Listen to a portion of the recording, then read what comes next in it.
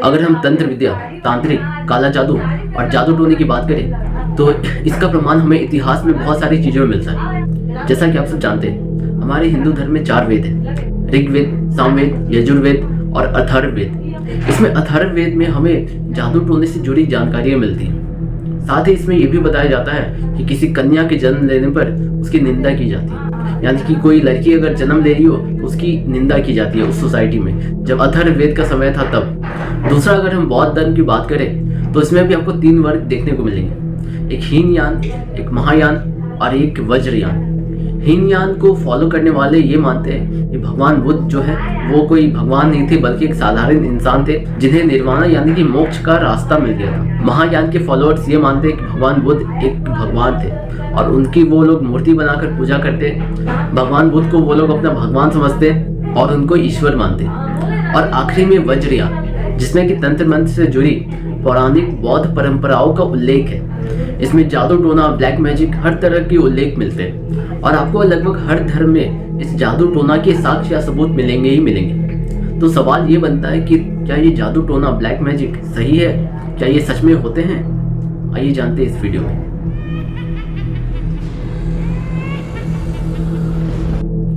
जैसे ही जादू टोने की बात आती है, अंधविश्वास की बात आती है, तो बहुत से लोगों को ये लगता होगा कि जो पढ़े लिखे लोग हैं वो लोग इस जादू टोने की बातों में विश्वास नहीं करते होंगे। तो आपकी इस गलतफहमी को दूर करने के लिए मैं ये बता दूं कि 12 अक्टूबर 2021 को एक केरला में मामला सामने आया था ह्यूमन सेक्रीफाइस का, यानी कि मानव बलि का, जिसमें 2 महिलाओं की बलि दी गई थी और एक महिला के तो शरीर के 56 टुकड़े किए गए थे। और ये बलि देने वाला इंसान कोई अनपढ़ गंवार इंसान नहीं, बल्कि एक पढ़ा लिखा डॉक्टर था। जी हाँ, सही सुना आपने, एक पढ़ा लिखा डॉक्टर जिसने ये कांड रचा था। और उसने तांत्रिक की बातों पर भरोसा करके इसलिए बलि दिया क्योंकि उसका जो क्लिनिक था वो पहले जैसा अच्छा नहीं चल रहा था। बस इतना सा कारण था कि उसका क्लिनिक पहले जैसा अच्छा नहीं चल रहा था, इसलिए उसने तांत्रिक से एक बात की और तांत्रिक ने कहा कि इसके लिए आपको मानव बलि देनी होगी। और महान डॉक्टर साहब ने मानव बलि दे डाली।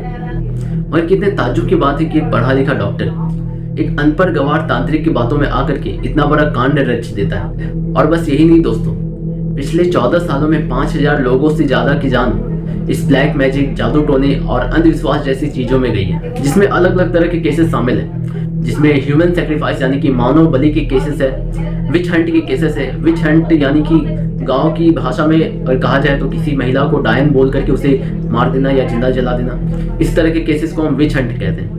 और पूरे भारत में सबसे ज्यादा विच हंट के केसेस झारखंड में निकल के आते हैं, जहां पर मैं रहता हूँ। साथ ही कुछ ऐसे भी केसेस निकल के आए हैं जहां पर लोगों ने जानबूझकर खुद की बलि चढ़ा दी हो। मैं ये बात यूं ही नहीं बोल रहा, मैंने काफी इसके ऊपर रिसर्च की है। आप लोगों को 2018 का बुराड़ी केस जरूर याद होगा, जहां पर एक हंसता खेलता परिवार इस जादू टोने के चक्कर में पूरा का पूरा खत्म हो गया। ये 2018 का बुराड़ी केस इतना ज्यादा खौफनाक था कि जब इसके बारे में पता चला तो पूरे भारत में हड़कंप मच गया था। सारे लोग जानकर अचंभित हो गए कि एक पूरा का पूरा परिवार एक घर के अंदर कैसे खत्म हो गया, वो भी रातों रात। ये बुराड़ी केस इतना ज्यादा खौफनाक था कि पुलिस वाले खुद शुरुआत में इन्वेस्टिगेशन करने से डर रहे थे। और मैंने तो अभी तक आपको बस कुछ एग्जांपल्स दिए हैं ऐसे केस के, और मैं आपको पूरे डिटेल के साथ बताऊं तो ना जाने भारत पे कितने सारे ऐसे केसेस हो चुके हैं और ऐसे केसेस हो रहे हैं दिन ब दिन कि आप जान करके चौंक जाओ कि लोग ऐसी मेंटेलिटी के कैसे हो सकते हैं। 21st सेंचुरी में आज हम जिस जनरेशन में जी रहे हैं, आज भी कोई ऐसा सोच कैसे रख सकता है? मगर ऐसा होता है दोस्तों। हाल ही में झारखंड हाईकोर्ट ने 5 लोगों को मौत की सजा सुनाई है और उन लोगों का अपराध ये था कि उन्होंने तांत्रिक के कहने पर अपने एक पड़ोसी का घर पूरा का पूरा खत्म कर दिया। मतलब कि अपने पड़ोस में जितने भी उसके मेंबर्स थे, फादर, मदर, उसके बच्चे, सबको रातों रात काट डाला, क्योंकि तांत्रिक ने उन लोगों को कहा था आपके घर में विघ्न जो है वो आपका पड़ोसी डाल रहा है, इसलिए आपको उन सबको खत्म करना होगा। और उन लोगों को मारने के बाद वो लोग उसकी लाश को तालाब के पास जाकर के दफना दिए थे। बाद में जब इस केस का खुलासा हुआ, पुलिस ने इन्वेस्टिगेशन की, तब असलियत जानकर सबके सब चौंक उठे। तो आखिर ऐसा क्यों होता है कि अनपढ़ गंवार या फिर पढ़े लिखे लोग तांत्रिक के कुछ भी कहने पर उनकी बातों को मान लेते, अपनी खुद की बुद्धि कभी लगाते नहीं? तो क्या ये ब्लैक मैजिक और व्हाइट मैजिक सच में एग्जिस्ट करते हैं? क्या इनका प्रभाव सच में पड़ता है? इस टॉपिक पर मैंने काफी ज्यादा रिसर्च की और मुझे बहुत सारे ऐसे इंटरनेट पर लोग मिले जो ये मानते हैं कि हाँ, ब्लैक मैजिक जैसी सच में कोई चीज होती है। उन्होंने बकायदा खुद की स्टोरीज बताई कि उनके साथ कैसे कैसे अजीब अजीब घटनाएं घट चुकी हैं। जो कि जादू टोना और ब्लैक मैजिक से लिंक थी। और अगर हम बात करें भारत के कानून की, तो हमारा भारत का कानून इन सब बातों को नहीं मानता, क्योंकि जादू टोना, ब्लैक मैजिक, ये सब जैसी चीजें जो है हमारे फंडामेंटल राइट्स को वायलेट करती है। आर्टिकल 14, आर्टिकल 15 और आर्टिकल 21, इन तीनों हमारे राइट्स को ये सारी चीजें वायलेट करती हैं।